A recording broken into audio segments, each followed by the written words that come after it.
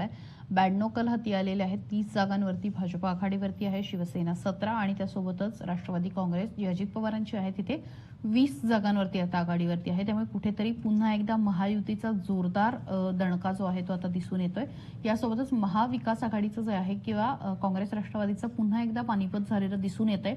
यासोबतच जिल्हा परिषदांबाबत आपण बोलतोय, जिल्हा परिषदांपैकी 12 पैकी 7 जिल्हा परिषदांवरती आता भाजपचा वर्चस्व दिसून येतोय। अजित पवारांकडे 2 आणि यासोबतच अजित पवारांकडे 1 आणि शिवसेना ठाकरेंकडे शिवसेना शिंदेंकडे 2। यासोबतच ठाकरे आणि काँग्रेसला मात्र अजूनही खातं उघडता आलेलं नाही।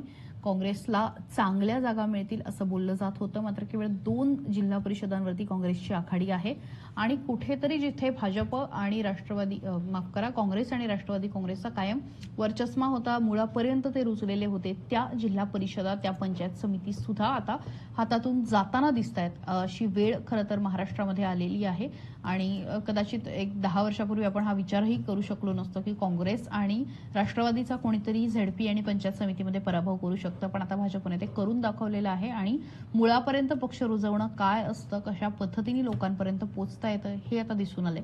खरं तर अजित पवारांच्या निधनानंतर भाजपने ऍक्टिव्ह प्रचार करणार नाही हे जाहीर केलं। देवेंद्र फडणवीसांनी त्यांच्या सगळ्या सभा रद्द केल्या आणि त्याचा कुठेतरी परिणाम होईल का हा खरं तर प्रश्न होता, मात्र आताचे जर निकाल बघितले तर तसा कुठलाही परिणाम दिसत नाहीये। उलट अगदी ग्रामीण भागापर्यंत सुद्धा लोकांनी सरसकट कमळ चालवलेलं आहे आणि हे मात्र लक्षात घ्यायला हवं, यामागची कारणं लक्षात घ्यायला हवी, कारण शहरी भागाचे प्रश्न आणि ग्रामीण भागाचे प्रश्न वेगळे आहेत। म्हणजे शहरामध्ये पुण्यामध्ये भाजप आलं तर आपण समजू शकतो, कारण मेट्रो सारखा प्रकल्प असेल, स्मार्ट सिटी सारखा प्रकल्प असेल किंवा इतर कामं त्यांनी मांडलेली होती, पण ग्रामीण भागामध्ये ते नेमके काय उद्दिष्ट घेऊन लोकांपर्यंत गेले होते, ग्रामीण भागापर्यंत त्यांनी काय काय कामं घेऊन गेली। म्हणजे फक्त 10 वर्षानंतरही पंतप्रधान मोदींची इमेजच घेऊन चालते का?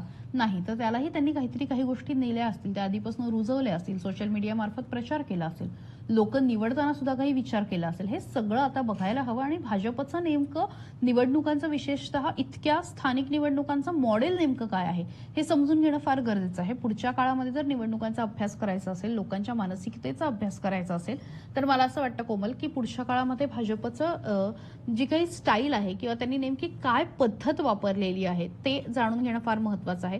तुम्ही म्हणाल की आपण हे सगळं